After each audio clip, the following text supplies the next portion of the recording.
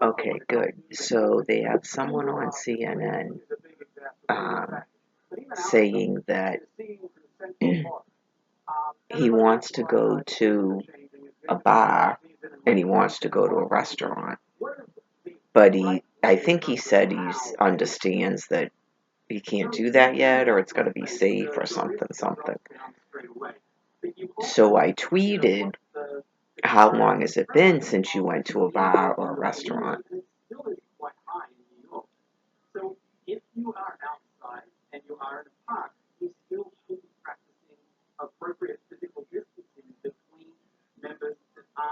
Sorry, my palate's itchy. Allergies. It might be because I rustled up the curtain when I closed it. And I went out and I got a soda out of the refrigerator. It's seasonal allergies.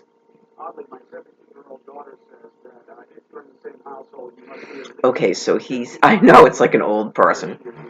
It's not that. It's like I get a wicked, sometimes in Florida, man, I'll just start sneezing and I can't stop sneezing. I sneeze and sneeze and sneeze and sneeze and sneeze.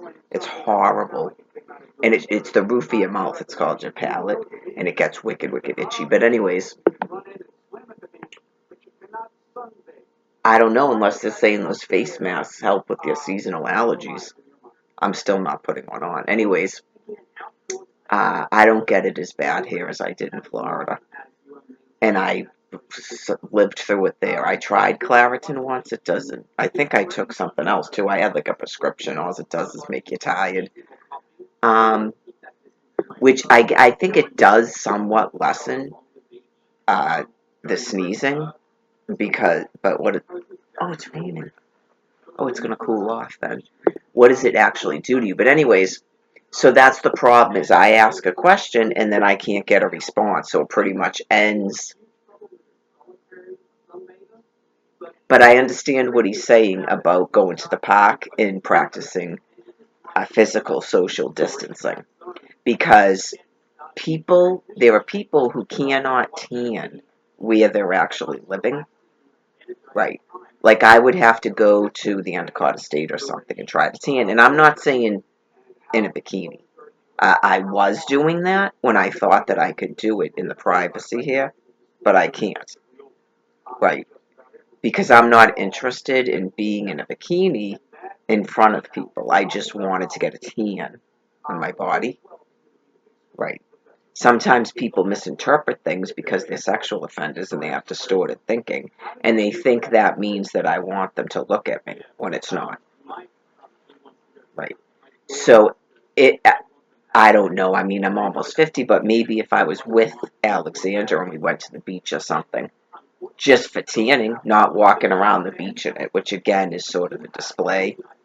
I think at least something tied around your waist or shorts if you get up to just walk around. I mean, if you're going in the water and stuff, right?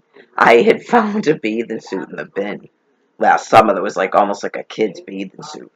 And it was very modest. Right. That's what I had. That's what I could get because I got it out of the bin. I'm pretty sure it's gone now. So all I have is the bikini. But it's not even the greatest bikini either. Excuse me. But because when you go swimming, you don't really want to swim in regular clothes. Does that have to be explained? Right. That's why they invented bathing suits. But anyways, um, I would probably just wear shorts and a tank top. Right. But I don't want. This is the thing. Just so that everyone in the town of Dedham gets this. That obviously there's going to be people there to observe and make sure there's not people with unfortunate distorted thoughts showing up at the Endicott Estate to Google at people, like goggle at people. That's wickedly inappropriate. I know some people think that's funny, and it's something that people do. It's not acceptable. Okay. Um, it's part of a recovery program where in the middle of the day, which you don't really want to get burnt to a crisp, but uh, in some people you could sit under a tree. You don't have to be in the direct sun, but it's part of a recovery program. And that's why people do it. It's not because they want you to look at them. So that might have been a misunderstanding. Okay. Um, People go out there and write, they think, they draw. Some people, they call it meditation, right? Just like on the walks where you could be, people do standing poses in the sun, all of that. Right? If you've ever wondered why people love to be at the beach and just sitting in the sun for hours upon hours, that's why. It's like it's energy. It's like you're getting energy and you're just at the peace of peace. Sometimes it's just peace, and you're not having all of that noise going on in your head. And sometimes you're listening to God and it's your thoughts. Some people read books. Um, I still like music, but I think in the program it's good to do it for at least some period of time without music. Not someone forces you, but you just decide that you're going to just sit. Like you could draw all that. I explained. I started out that I would some of the time I'd sit and some of the time I'd stand so I could get sun on my back, and this was like the beginning of it, and sort of try to get back to standing and rebuild the lower body. Is I would actually still continue to write on a piece of paper, and then you can do drawing, and then eventually you might be just sitting out there. Right, because you get thoughts and ideas and you write them down. I was doing skits and everything else and artwork. You don't have to just be.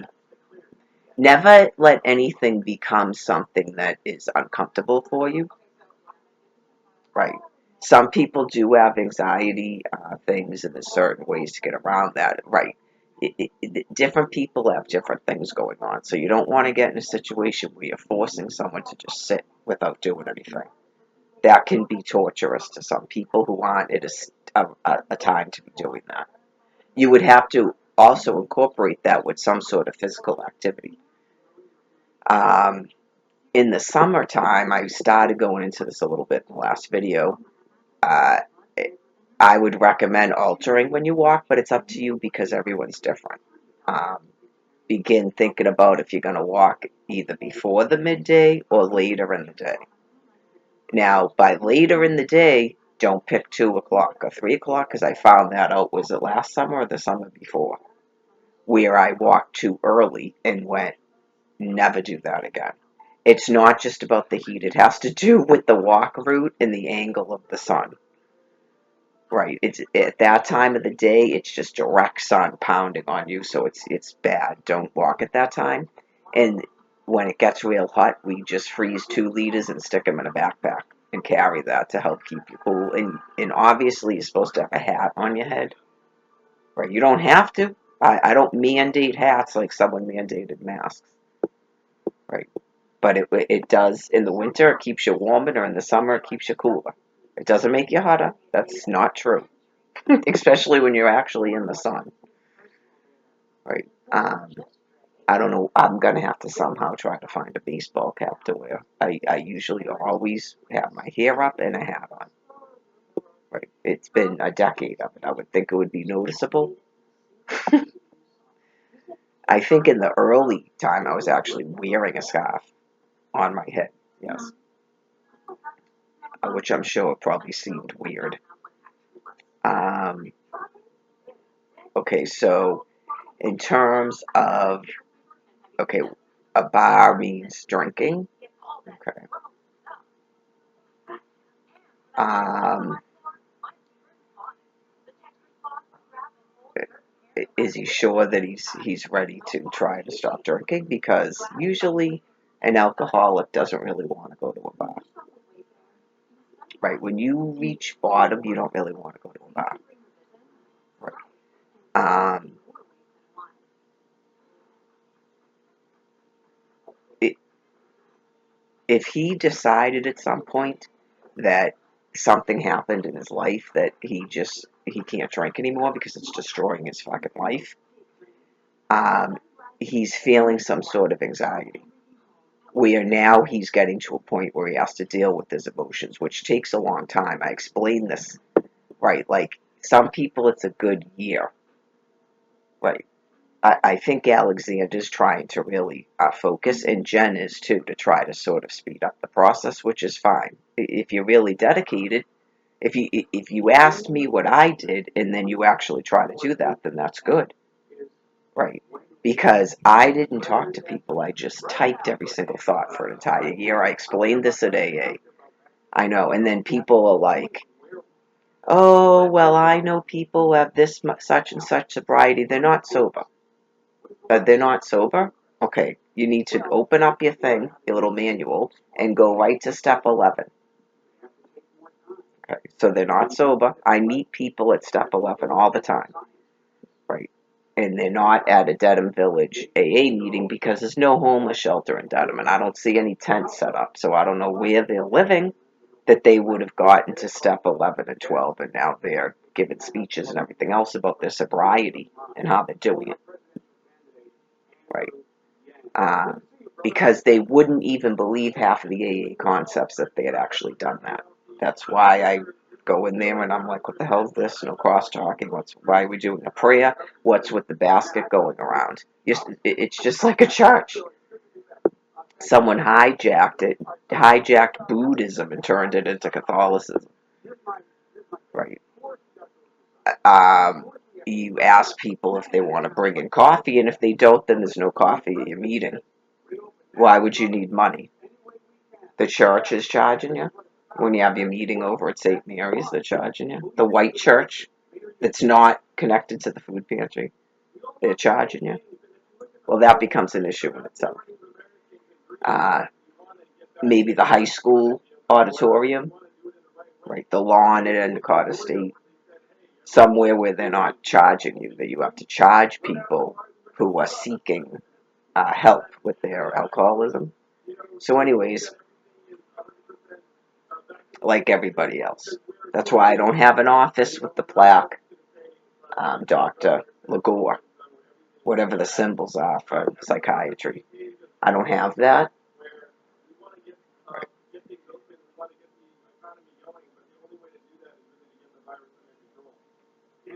Right. So it's just something you have to go through. It's something you have to go through, and you should be. Sometimes people like that do well to talk to some sort of a sponsor or something if he's struggling like that. I don't know how long he's been doing it. That's why I asked that.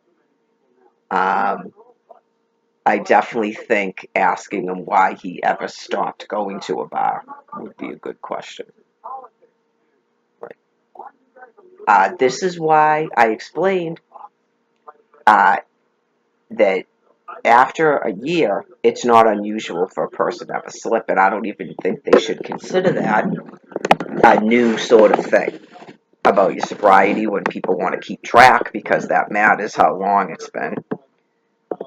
Um, and not go, okay, and now I just keep drinking. You have one night, and then you go, this is why I don't use anymore. I understand why I stopped fucking using. And clearly, it wasn't just I stopped for a while. Something changes within me, and now I can use, and I don't have all these fucked up things happen to me.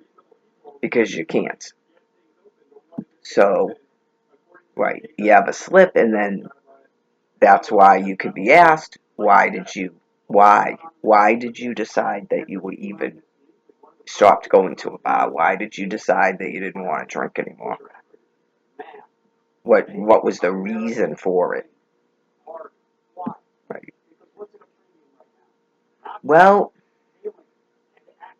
what's the other thing that I suggested?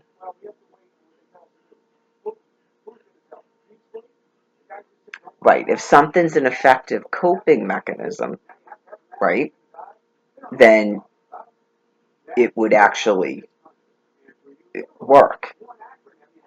Whereas drinking doesn't work because it's not, you're not dealing with why you're drinking. Does that make sense? Right. You just drink once and then you've solved your problem. Whereas sobriety does actually fix your problem. Because eventually you don't want to go to a bar. You go, a bar? No. Right. Yeah, people go, let's go to the Pres, and you think it's a mall. And you go in there and you go, this is a bar. And you stand there for 5 minutes and go, okay, I'm leaving. Bye. I don't have a reason to be sitting in a bar. Right. I was never really a bar person. Right. But I've been on enough cruises. They have bars and clubs there. I don't need to go to another one in Quincy Center now, where there isn't even attractive people. And I'm going to sit in a bar and start drinking? No. I explained this to someone at the steps at the church. It's like, no. You'd know if I was drinking because all of a sudden I'd be some guy would be walking around with me and that's my new boyfriend. Right? You would know if I was drinking. Um, right. Quincy Center is not the place to decide you're going to have a relapse. Okay, you might want to look around and see, even the state of Massachusetts. You might want to look around and see who's around, and then decide if you want to pick up because it's not pretty out there. Okay, it's really not. It's not like 2010 or whatever it was when some people decided that they were going to occupy and right what they might have thought that meant. Obviously, it morphs and changes when you come into reality, where you can't just have a population of people living on SSDI and still have your America. That can't happen. It's not realistic. Right. All right. What's this one? One-on-one with Andrew Yang.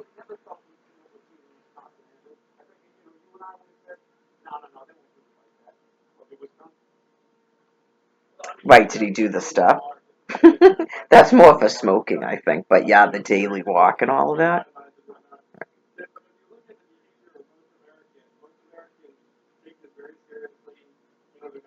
I think distraction is good. I think distraction is good. I've gone over some of that. I don't like the continuously people getting in groups and talking about their problems, Just do, just over. It's like, that's sort of what a journal maybe is for.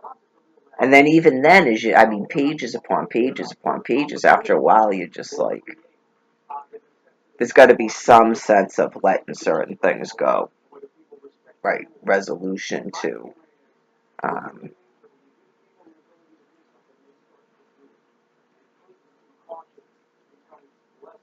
Right. How much of your frustration is the imprisonment? And then that's sort of causing you to focus on things you wouldn't normally focus on. That's what's good about some of it's mind control in a positive way where you focus on other things, like the standing poses and the working out, even bulking and stuff. It's like if you want to go into bulking for a while, as long as it's healthy and you're not turning into an anorexic, right, then bulking usually helps anorexics, but there's always going to be those exceptions to things. The shredding and stuff, right? You got to be careful with the continual shredding, right? That's like a competition period of time, and then you go back to bulking, right?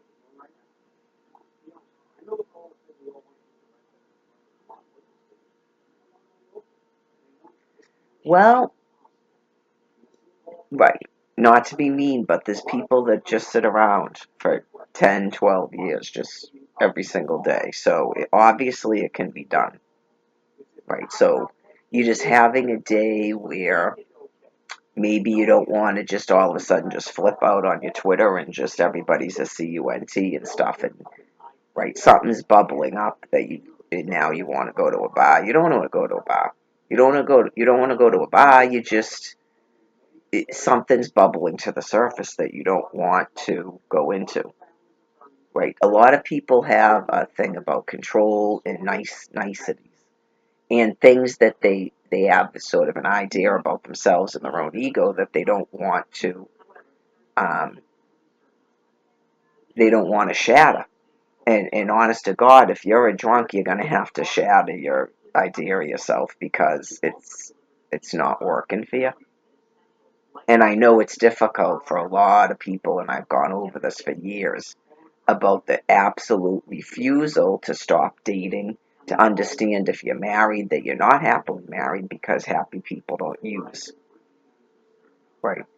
Sometimes even trying to parent, just all these other things. It's about sort of feeling controlled, and that you're not in control of your own self and your own life, and you actually don't like it. Sometimes people are afraid of not having a system, and they think that's going to make them out of control because it's just a box of emotions that they don't want to open up.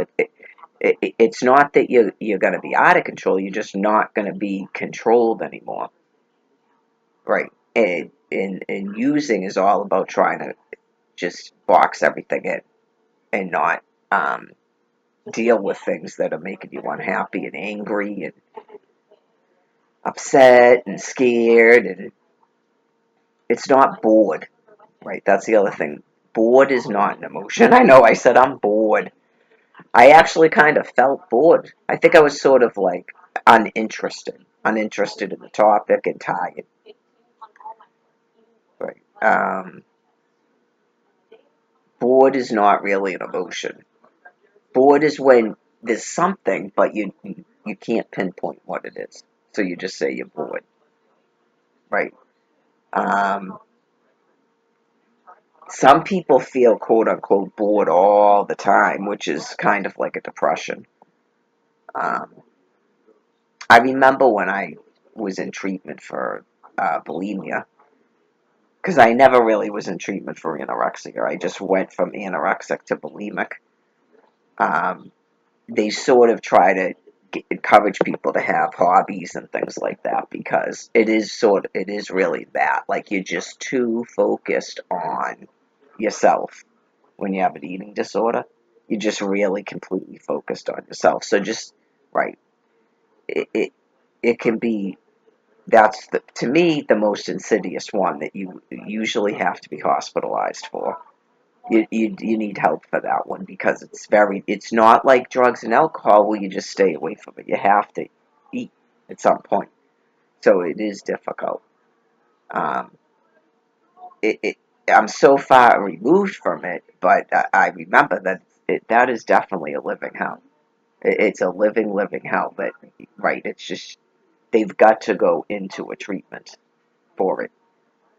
Um, it becomes like a mental insanity, which I'm sure sometimes drug use is like that, where you just can't, you just keep doing it every day. It's every day, the next day you're going to stop, the next day you're going to stop, and it's clear that you're out of control and you can't. So I understand what Alexander was talking about when he was talking about when he was hanging out with Nikki and he felt out of control and he's been trying to get himself sectioned. Like, maybe that was him going into explaining to me when I said I wasn't happy about the two naughty dotties, right? Like, he's expressing that maybe he didn't even intend to do that with me, and he can't stop doing it. It's like a compulsion. I understand that, right? That doesn't mean that he's always going to be like that, because I was like that with bulimia. So it could just be he gets treatment and then he's not like that. That's why I said I don't want to. I think somebody else would have to give him a psyche eval. I can't give someone I'm romantically interested in a psyche eval. That's crazy. I can't do that. So he's got to have that done somewhere else. I'm sure they're capable of doing a psyche eval and a mental competence. Right. Watch, then someone comes and tells me they're all insane at Connie Hospital. Who knows? Um, I think they're trying to get actual sane people back into. That's why they're giving them pizzas and things. We hope, right? So they don't have to be paid, and they can eat and not feel bad about actually working, which is that's not really working. But I know it's like we actually need psychiatric nurses and psychiatrists and therapists.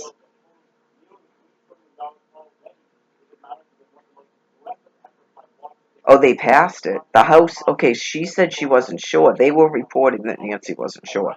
Now they're saying they passed the 3T, the $3 T. Who knows if it's 3 trillion or it's $3 T coronavirus relief bill. I don't know. I don't know what they're going to do. They can either actually print another $3 trillion, or it's three T's, $3, or they're just effing with you and no one's getting a penny. I don't know. It has to go to the Senate, and then he has to sign it. That's how your government's supposed to work. With your Senate is supposed to be the military. I'm just letting you know. That's what a Senate is. It's not supposed to be lawyers. I explained this. Okay. I'm pretty sure this is what they were doing in the Roman Empire, since it's all, this is supposed to be like the new Colossus, the new Rome. Okay. Your house is supposed to represent you. That's why they're called representatives. Okay. Because there's, right, like they would have some sort of a meeting and you tell them what you want, or whatever your problems are or whatnot, and they represent you. Because you're not supposed to have taxation without representation. That was so that you would agree to have a House of Representatives. Right. It's always orchestrated, yes. So you would agree to have a House of Representatives after the bullcrap overseas and the wars. To be free, now you're going to set up uh, uh, the House of Lords. But anyways, we'll call it the House of Representatives because you wanted to be represented. So you'll agree to the taxation now if you have representatives, right? Okay. It wasn't that you didn't want it. You wanted to be free and not even have taxes. Now it's you'll agree to the taxes if you have representation. So they're your representatives. Okay. Um, are they supposed to be writing up laws?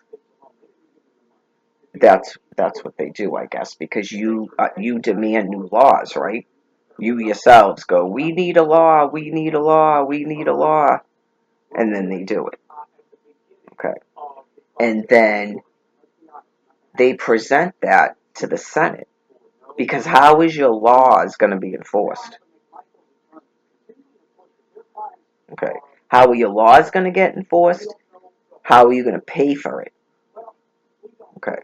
And then your military has to collect the taxes. Your military has to enforce your laws. They're your executive branch. Right? Right. So they decide if they're willing to do that. Not the people. No, not the people, not your representatives. Your hunchmen that you're demanding go around and tell everybody to put a mask on. They have to go, yeah, we'll do it. Or they go, no, we're not doing that. It's insane. And it's against the Constitution. Right. But that's not how your country's been running, but that's how it's supposed to run. Right. And your Senate elects your president, right, who is your commander in chief, who commands your military. They would elect their commander, not you elect their commander. You don't elect their commander. They elect their commander, who they are willing to be under the command of. They voted. The senators, the Senate, not you. No, you have representatives. Okay. Do you get to vote for your Senate? You guys do that. You get to vote for your Senate. Okay. It's not just people climbing up the ranks of the military. You vote for your Senate. Okay. I don't know how you got into voting lawyers to your Senate. Okay. Because lawyers are not your executive branch. Lawyers are your judicial branch. So even if you said, okay, we don't agree with you, Mary, with the Senate is the executive branch in the military, that's part of what? The legislative branch? They're signing off on laws. Okay. Why are they lawyers?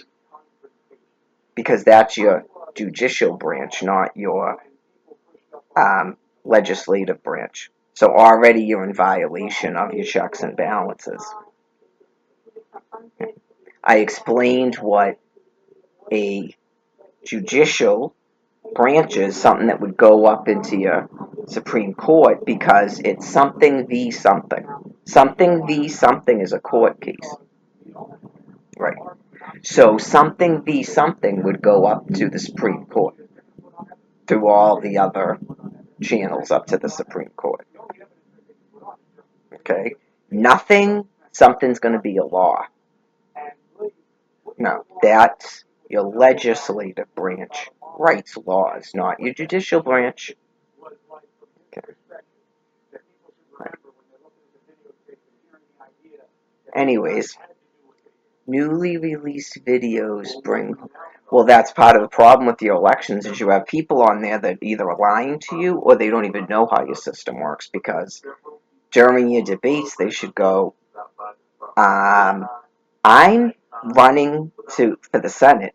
Like I'm running to be the head of the military, right? So I mean, I can woo you and pizzazz you with my knowledge of things, but I'm not understanding how that has anything to do with what is the job I'm going to be doing.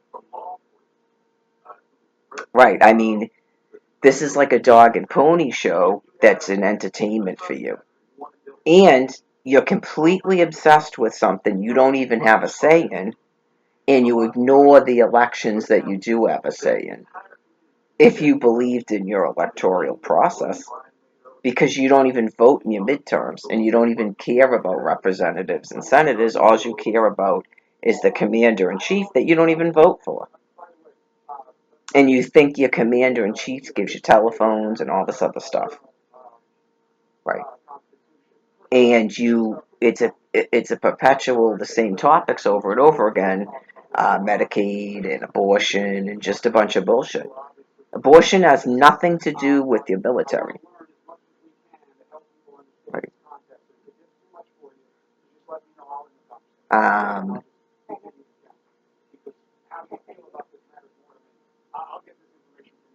Newly released videos bring home more questions in Arbery case. Okay.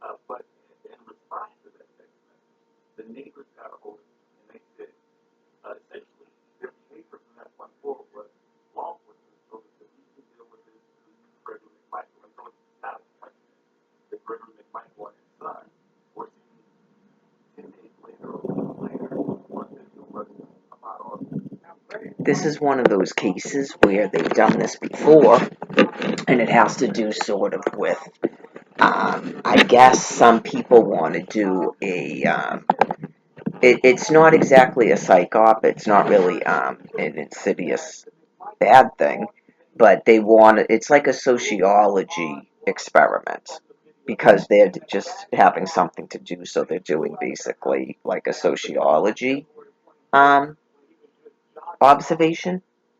Okay, in terms of some people would call it different biases or jumping to conclusions or just at what point you make judgments about things. Right. It's if you took sociology, right? It's a study basically about societies. So this is one of those cases which I've purposely ignored because I didn't have an interest in it. And I just heard from people here that were paying attention to it that it, the information that came out in the beginning they felt wasn't accurate, and then there was more information that came out. Right. Sometimes it can take a while to hear uh, all the different sides of an event. Right. Um, it's never good. This is for the family. If it's an actual case, it's never good, even though it's understandable. At the very beginning that something happens, to try to flood the public with um, one-sided information because if it's later found out that you were doing that, it almost wouldn't even matter, especially in this society, what the right or the wrong is of an event. But the fact that you purposely hid things from people, they don't like it. Right. So that can really be bad. If this was an actual thing and you still had courts and you did that, you basically let your family members, murderers, if there was a murderer, free because of doing that. Okay? Um, whether or not you care about that, what is it you care about then? If you're not trying to imprison people, because that's the natural sort of, I guess, way to deal with your grief, is to turn it into anger and rage and revenge, and be able to just cover up your grief with the constant anger. Okay. Or you want justice. I'm not sure what that means in your mind. You are trying to open up a topic so that violence against people stops. What exactly it is that you want. Right.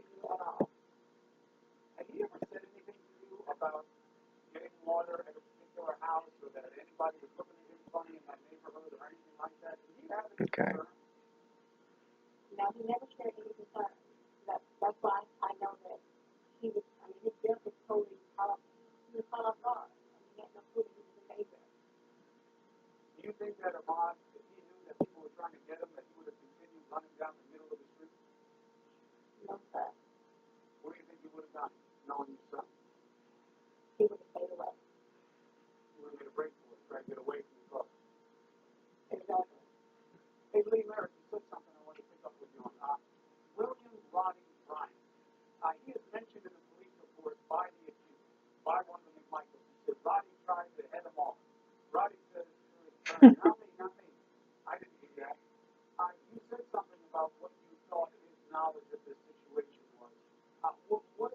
No, but that would be interesting though, if we were all going to pretend that we're going to have a court case or something, that I'm like the perfect judge, right?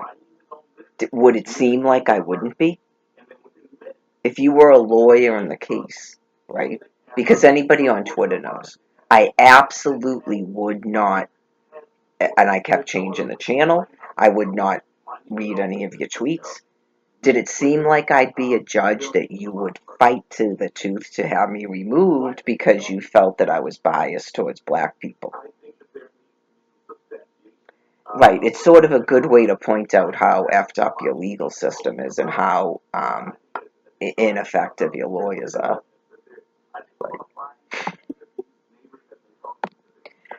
Right, because that's not how you get information. You don't get information for an actual trial like that, where you're not even allowed to go, all right, stop talking, okay, and then you ask a question, and you need to stop talking over that person, and that has nothing to do with what we're doing, right? And you're just bringing up insanity now, right?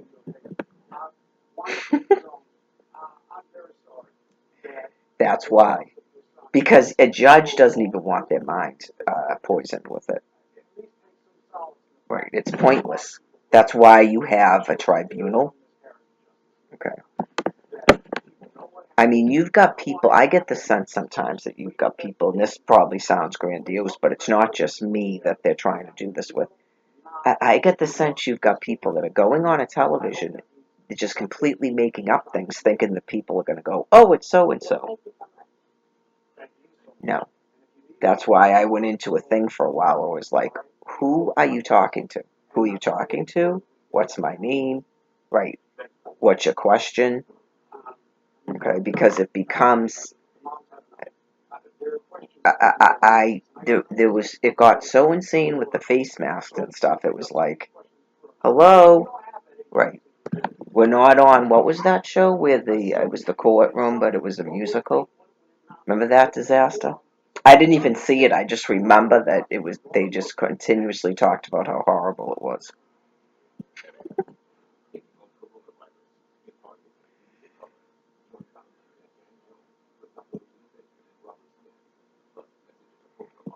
Well, if you were going to ask me, we don't do that here. We don't do that. I explained it. It's like a tribunal where you just honestly want to know about an event so you can find out as a society, as a population, why that happened and how to not have that happen again. Right? It has nothing to do with punishment. It doesn't even really have to do with rehabilitation. It's just, how did this happen and how do we make this not happen? What's wrong with the society that this has actually happened? Right. You had a society that never wanted to look at itself about anything, so it was just, and then it became a sport. It really did become a sport. So there does come a point in time where uh, people are forced to sit by Almighty God. It's not even their own doing. That's obvious. It's not even their own doing. I mean, you've got people like, yeah, we will set up a hopscotch and we will do red right hand on a red circle and left foot on green square and spin this and then we can continue working and running from our lives and charging people and convincing ourselves that we're happy being psychopathic sadists because we don't want to deal with our internal selves, right? Um, that those people are just being forced to sit. I don't know if a bar helps that because clearly a bar was used for quite some time and it didn't help. I have no desire to go to a bar or drink. Like I said, I was not a bar person anyway. To me, drinking is like meeting dudes and like partying being not drugging and doing whacked out stuff, but just dancing and hanging around and right, that's drinking to me. And you can clearly do that without drinking alcohol. Right. If they had a cruise where it was a dry cruise and you had all the same stuff, just no alcohol, it would just be as fun. Once you go through a process and you're actually sober, it's just as fun, if not funner, because you don't regret things that you do. And that's part of recovery too, is in the beginning, you're going to have that. We went over that where you're shutting down your Facebook 42 times because, oh my God, you typed something or right, you stayed up all night tweeting, and what a horrible thing that is. It's all part of recovery. It's all part of what makes people live in shame and makes people keep using. Right. So that's just stuff that happens. It probably happens maybe less and less the more you're sober, but it still happens occasionally.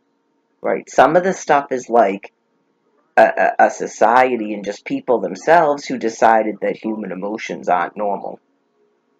Right. And being having emotions is shameful and right. Victims of abuse live in shame, whereas the abusers have no shame at all. Right. It's just,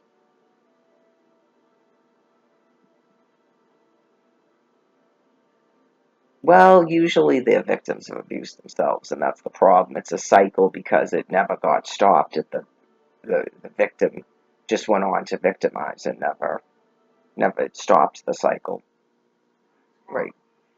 You can have compassion for that to a certain degree, and then after a while that runs dry. Believe me. All right. Well, we're at 44 minutes, so.